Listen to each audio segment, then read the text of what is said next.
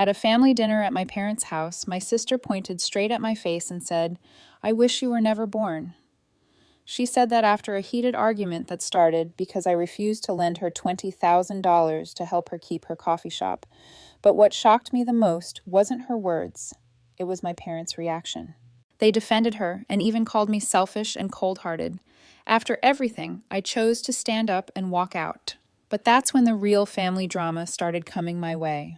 Follow along with the story and let me know what you think about the choices I made. Hello everyone, my name is Kimberly. I'm 29 years old. I live with my husband David and our 4-month-old daughter in San Jose, California. We're staying in a small house that I bought 3 years ago. David is an elementary school teacher. Our life these days is pretty simple. During the day, I go to work while he takes care of the baby. We all settle in together in the evenings and enjoy our little space. And I know I'm lucky to have a family like this. I work as a software engineer for a mid-sized tech company. I make about $130,000 a year after taxes. It's not an exceptionally high salary in this field, but it's enough to support my family and comfortably keep some savings for emergencies. I'm sharing all this because my life used to look very different. I used to spend most of my income supporting my family, not my husband and child, but my parents and my sister. For a long time, I believed I was doing the right thing and fulfilling my duty as a daughter. But then something happened 5 years ago. It was one evening I'll never forget. From what they said to me that night, I realized that everything I had done up to that point meant nothing to them. And starting that day, I decided to walk away and cut all contact with them. 5 years ago, I remember clearly it was a weekend in April. I went home for dinner with my family after a short phone call from my mom that morning. At the time, I had only been working for a little over a year, and calls like that from my mom were pretty standard on weekends. As always, I never showed up empty-handed. Some days I'd bring fruit, others pastries from a shop near my office, and that day was no different. Before heading to my parents' house, I stopped by the grocery store and picked up a box of strawberry cheesecake, which my mom once said she liked. Around 6 o'clock in the evening, after more than 30 minutes of driving, I arrived at the house I grew up in, tucked away in a quiet neighborhood on the outskirts of Santa Clara. As soon as I walked in, I saw Harper sitting in the living room while my mom was busy in the kitchen. Harper is my older sister. She's 4 years older than me. At the time, she was running a small coffee shop near downtown. She used to say she didn't like working for anyone else, that being your own boss was better, even if it was harder. But I knew she had borrowed money from many people, including me, to open that shop. She had asked me for $5,000 about a year earlier when she was getting the idea off the ground. And since then, she had never brought up paying it back. After some quick greetings, I caught the smell of food drifting from the kitchen to the front door. So I walked down to see what my mom was cooking. And I'm not exaggerating when I say she's a fantastic cook. That was one of the few things that always gave me a reason to return. About 30 minutes later, dinner started. The table was filled with dishes that both Harper and I loved. The atmosphere was pretty warm and cozy. We ate, talked, and chatted about small things that had happened over the past week. About 40 minutes later, dinner was over. Dessert that night was a plate of fruit my mom had prepared earlier. After a few more words, I was about to stand up and head out when Harper looked at me and said, "Kimberly, stay for another 20 minutes. I have something to talk about." I nodded at her request. 2 minutes later, the four of us sat in the living room. Harper didn't beat around the bush. She got straight to the point, her voice calm as she said, "Kimberly, my coffee shop is having some issues. Can you lend me $20,000? I was caught off guard, not because she asked for money, but because the amount she mentioned was exactly what I had in my savings account. I stayed quiet for a few seconds, then replied right away, "I don't have that kind of money." Before I could even adjust my expression, she cut in bluntly, "Don't lie. Everyone in the family knows you have $20,000 in your savings account." The moment she said that, I realized it wasn't just her. My mom and dad knew too. I felt my face flush with heat. Right then, money wasn't even the issue. What made me furious was the fact that my privacy had been violated. I looked Harper straight in the eye and asked, "You went behind my back and looked into my bank account? Who gave you the right to do that?" Harper didn't back down. She fired back without hesitation. "Don't change the subject. You're just making excuses not to help. Family is supposed to support each other. You can't just stand by and let me go bankrupt." Before I could say anything, my parents jumped in. My mom spoke first. She turned to me, her face unhappy, and said, "Your sister's right. If you don't help her, people will laugh at you." Then my dad, with a cold and moralizing tone, added, "When you were little, I taught you to love and care for your family." And after everything they said, I let out a quiet laugh, because what I had just heard sounded precisely like the scripted lines from those cheesy primetime family dramas, the kind where the main character gives up everything for their loved ones, and in the end gets rewarded with a hug and a thank you. But this was real life, and I don't live by a script. And then after about 2 minutes of thinking, an idea suddenly came to me. I knew very well that I couldn't leave that house easily if I refused to lend them the money that day. They would keep chasing me, calling and texting until they got the money out of me. Right after that, I responded plainly, "All right, I'll lend you the money." Before I could say anything else, Harper jumped in. Her voice rose like someone who had just won a contest. "Thank you. I knew you'd help me." My parents, sitting beside her, nodded with satisfied expressions. The way they looked at me, it was as if they were being praised for raising an obedient child. But I knew that look wasn't pride in who I had become. It was pride in still being able to control me. Immediately, I raised my voice just slightly and said, "I'm not done. I have conditions." The room fell quiet in an instant. Harper's face tensed up. My mom leaned forward slightly. I looked straight at them and said every word clearly. "My condition is that Mom and Dad will guarantee the loan. She needs to commit to paying it back within 2 years. And if she doesn't, you two will repay it on her behalf. The collateral will be this house, and I'll keep the paperwork." The moment I finished speaking, Harper jumped to her feet. My parents looked at me like they couldn't believe what they'd heard. Less than 5 seconds later, my mom spoke up first, her voice sharp, nearly shouting in my face. "Are you out of your mind? You want us to guarantee that loan?"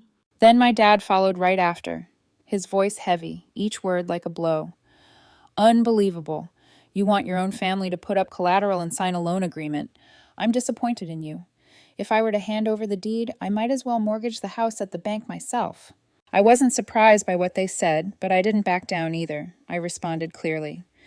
"I'm doing this because $20,000 is a lot, and because she still hasn't paid me back the $5,000 she borrowed back then.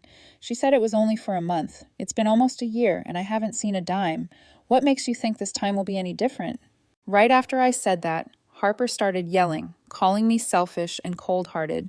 She said I was standing by and watching her go bankrupt without lifting a finger. And then in the middle of losing control, she said something I don't think I'll ever forget. She pointed her finger straight at my face, eyes wide, screaming, "I wish you were never born."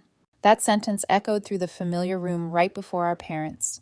After Harper said that, not a single person stood up for me.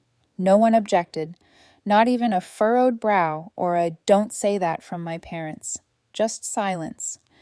And in that silence, I knew things had gone too far to return to how they were. I didn't yell, I didn't slam the table or storm out like people do in movies. I turned to my parents and calmly asked, "You're going to let her say that right here in your own house?" At that moment, my mom looked at me, but her eyes weren't the same ones I had grown up with. They no longer held the warmth I saw when I bought a new washing machine for the family. They didn't carry the same affection I remembered when I brought her flowers on her birthday. What I saw in her eyes was coldness, the same look she used to give me when I was a kid and did something wrong.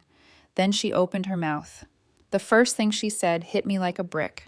"Harper's right. There's no child more cold-blooded than you, watching your sister go bankrupt and doing nothing. And I bet if I were in the hospital right now, needing emergency treatment, you'd probably ask me to put the house up as collateral too, wouldn't you?" Before I could respond, my dad jumped in. "I think you'd let both of us die. Asking for collateral is still better than that." After hearing those words from both of them, I sat silently for a few more seconds. My mind went blank. I couldn't believe what I had just heard.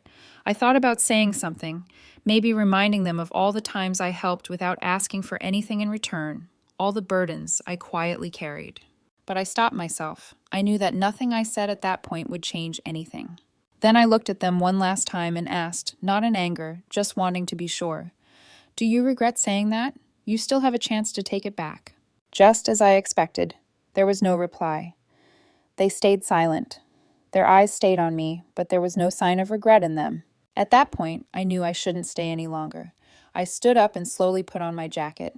Before walking out the door, I said one last thing, my voice calm.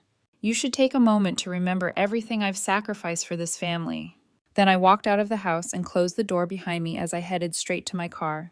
The distance from my parents' house to my apartment was only about 18 miles. It would take me less than 30 minutes on a typical day to get home, but that night it took me over an hour. I know that by saying this, some people might criticize me. They might say I shouldn't have driven while emotionally unstable, that I was too distracted. But the truth is, I couldn't focus that night. The road ahead through the windshield was the same familiar one, but in my mind it was a stream of memories I couldn't push away. I remembered how when I was a kid, my dad used to tell me that family was about loving one another. He taught the same thing to Harper. But I believe that love doesn't mean sacrificing everything. Being family doesn't automatically give someone the right to demand or impose. I worked nonstop for over a year after graduating to save that $20,000. There were days I stayed at the office until 10 at night. Some weekends I traveled for work whenever the company needed me. I didn't spend on luxury. I wasn't reckless with money. I just tried to save little by little for my future. And what about Harper? She changed jobs 3 times in 2 years, then quit to start a business out of her passion for coffee. I'm not against chasing dreams, but I knew from the start that she borrowed money from everyone she could to fund her shop. Before anything was stable, she hired staff, paid for online ads, and bought high-end equipment. I never once heard her talk about saving or managing expenses. I'm also not the selfish person they made me out to be. In just over a year of working, I had already spent more than $10,000 supporting my parents. I paid their internet bill every month. I also covered gas, electricity, and water. Once when my mom was hospitalized and insurance only covered 70%, I paid the remaining $1,500 out of my pocket. I'm not saying this to show off. I'm saying it so people can understand that I'm not the ungrateful daughter they labeled me as. And I know, after hearing all this, some might say I was a doormat, a fool for paying all those things without asking for anything back. But I don't feel bitter because at least at that time I believed I was doing the right thing. And I was happy knowing I could help my family.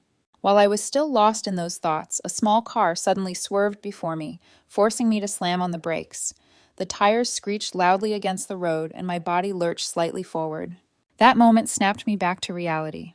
I took a deep breath, adjusted the steering wheel, and refocused on the road ahead. I didn't let my mind wander for the rest of the drive anymore. About an hour after leaving my parents' house, I arrived at my rented apartment in San Jose.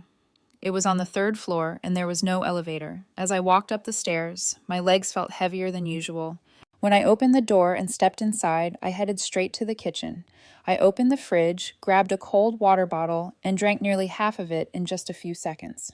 I wasn't hungry. I wasn't even that thirsty, but my throat was dry, like I had spent the entire evening swallowing too many things I couldn't name. Then I walked into the living room, sat on the couch, opened my phone, and went to my banking app. I didn't hesitate. I went straight to the auto payment section. Each item popped up clearly under the list: Netflix subscription, electricity bill, water bill, gas bill. I canceled them one by one. Even the fiber internet plan I had quietly paid for over the past year. I canceled that too. Every time I hit cancel, I felt the weight on my shoulders lift just a little, not because I hated them, not because I wanted revenge. I did it to protect myself. Because at that point, I thought if they didn't need me to exist, if in their eyes I was someone who shouldn't have been born, then I didn't need to keep sacrificing anything for them anymore. After canceling everything, I put my phone down and went to bed. Maybe I was just too exhausted because that night, the moment I lay down, I fell asleep immediately. The next morning, I woke up early after a deep sleep. Maybe some people would expect me to feel miserable or empty after everything that had happened the night before, but strangely, I felt relieved. I wasn't happy, but I felt at ease. Maybe it was because I had finally released a burden I had been carrying for too long, or perhaps it was just in my nature not to let painful things linger for too long. That morning, I went to work earlier than usual. I wanted to keep my mind busy. But deep down, I also knew that after I canceled all those payments, it was only a matter of time before they came looking for me. And just as I expected, 3 days later, right after I finished my shift and returned to my apartment, Harper was already standing at my door. She hadn't called ahead. She just showed up and stood there like she knew exactly when I got home. When I saw her, I was a little surprised. I had thought that if anyone were to find me first, it would be my parents, not her. I was about to walk past and say I wasn't accepting visitors, but when I saw her eyes red and puffy, maybe from crying or lack of sleep, I hesitated. A few seconds later, I invited her inside. I didn't forget what she said that night, but I still wanted to know why she had come this time. After coming into the apartment, Harper sat down on the chair across from me. She looked down at her hands, silent for a few seconds, then looked up. Her voice was low, a bit restrained. She said, "I'm sorry about that night. I lost control. I shouldn't have said those things." I didn't respond to the apology. I looked straight at her, waiting to see what would come next. Right after that, Harper wiped her tears. Her hands were slightly trembling. She continued, her voice pleading. "I'm really in trouble. I'll have to shut down the shop if I can't get the money this week. Please, can you lend me the $20,000? At that moment, I looked her straight in the face and asked the question that had been bothering me since that night. "I want to know clearly, how did you discover I had that amount in my savings account?" When she heard that, Harper bit her lip. After a few seconds of silence, she let out a sigh. Then she said, "About a month ago, when Mom, Dad, and I visited your apartment. That day, you stepped out to take a phone call. Your laptop was still on, and your email inbox was open. I got curious and looked. I saw the bank statement email, so I knew you had that amount." After hearing her answer, I slightly nodded, my expression unchanged. After a brief pause, I spoke clearly. "I'll lend you the money, but there will be interest, and Mom and Dad will guarantee the loan, just like I said before." After that firm reply, Harper looked at me, her eyes quiet. She didn't argue. She didn't raise her voice like last time. About 2 minutes later, she stood up, adjusted the strap of her handbag, walked toward the door, and left. After that day, Harper never came to see me again. No calls, no messages from her. I figured maybe she had given up, but I also knew that another storm was waiting just ahead. And this time I was right. About 10 days later, it was the weekend. I had plans to hang out with a few friends. It had been a long time since I let myself enjoy a full day without stress. Around 9 o'clock in the morning, my phone started vibrating nonstop. It was my dad's number, then my mom's. They kept taking turns calling again and again. I knew exactly why.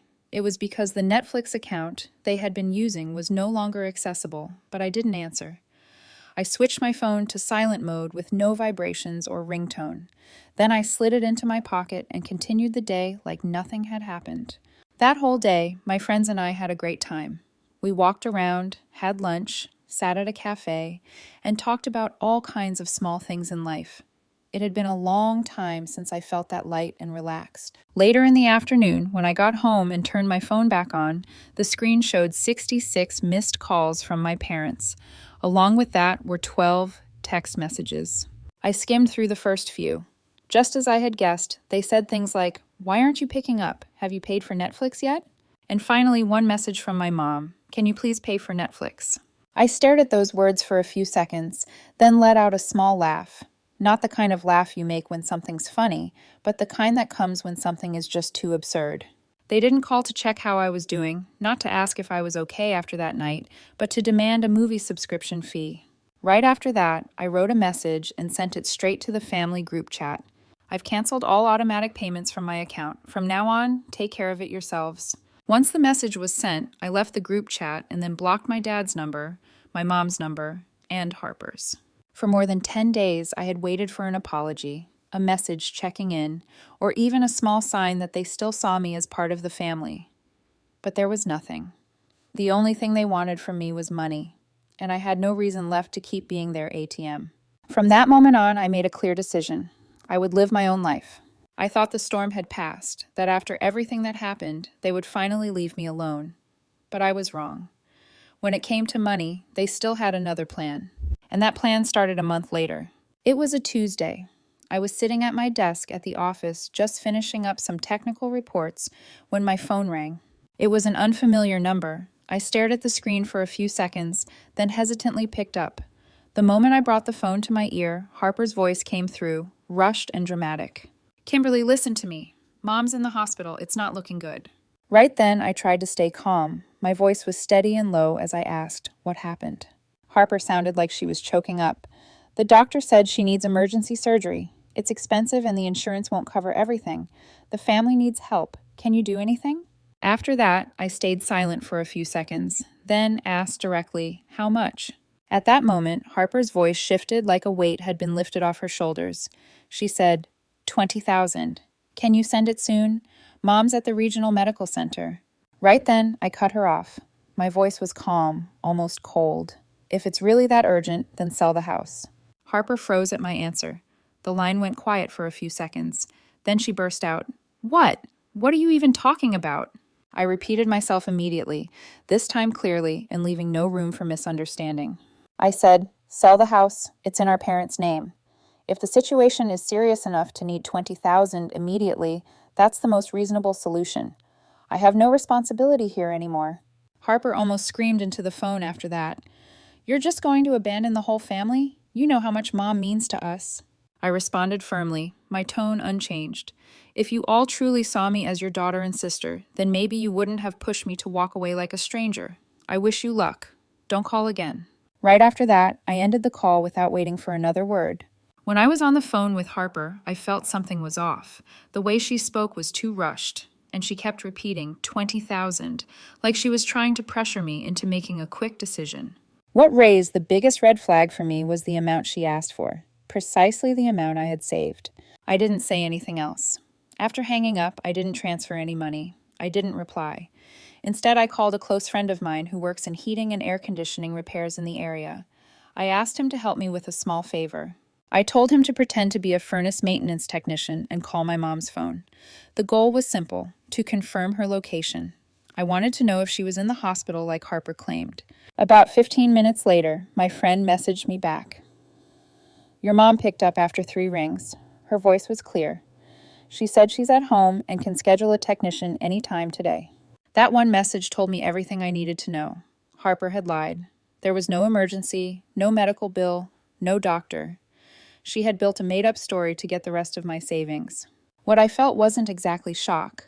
A part of me had already suspected it, but even so, it hit me hard in the chest. Heavy. The only word I could think of to describe it was bitter. The kind of bitterness that comes when you realize the person trying to deceive you isn't a stranger, but your own flesh and blood. By early that afternoon, things took a turn I hadn't expected. I was having lunch when I got a message from a friend. It came with a link. When I clicked on it, I saw that Harper had posted a long story on a Reddit forum about family issues. The one called Family Drama I had heard of a few times before. The title of the post read, "My sister refused to help our mom in a life or death situation, all because of money." I read every line, every single word. In the post, Harper painted me cold-hearted, ungrateful, and selfish. She wrote that our mom was in critical condition and needed money for treatment, and that I, her only daughter, had refused to help. Even worse, she attached an audio clip to make the story sound more convincing. It was a recording of our phone call from that morning, cut right at the part where I said, "If it's really that urgent, then sell the house." What I felt wasn't anger. It was a kind of disappointment that stuck in my throat. I used to believe that no matter how bad things got, the family would still honor some fundamental limits, but clearly Harper had none left. For the sake of money, she was willing to create a false story and throw me in front of a crowd with a twisted version of the truth. And this time I couldn't stay quiet. I didn't take long to decide. After reading the full post and listening to the edited audio clip, I created a Reddit account, found the post, and left a single comment, but it was enough to turn everything around. I started by attaching the message from my close friend who had pretended to be a maintenance technician and confirmed that my mother was at home. Right below the screenshot, I wrote clearly, "I'm the younger sister mentioned in this post. What's written here is false. My mother is in perfect health. She spoke directly with my friend this morning and confirmed that she was at home with no emergency." I paused for a moment, then continued. "I will be contacting a lawyer and taking the necessary legal steps to address this act of defamation, misinformation, and violating my privacy and personal reputation." After hitting send, I didn't write anything else. I knew there was no need to argue with the crowd. I just needed to leave the truth there. That was enough. A few hours after I left my comment, the original post received a wave of responses. Some people asked Harper to provide more evidence. Others began questioning why she only shared a single edited clip instead of including the whole conversation. By around 7 that evening, Harper posted a comment under her thread. She wrote, After speaking again with my family and reviewing the situation, I can confirm that my mother is not currently hospitalized. The previous post was made in an emotional moment and included incomplete information. I apologize for the misunderstanding.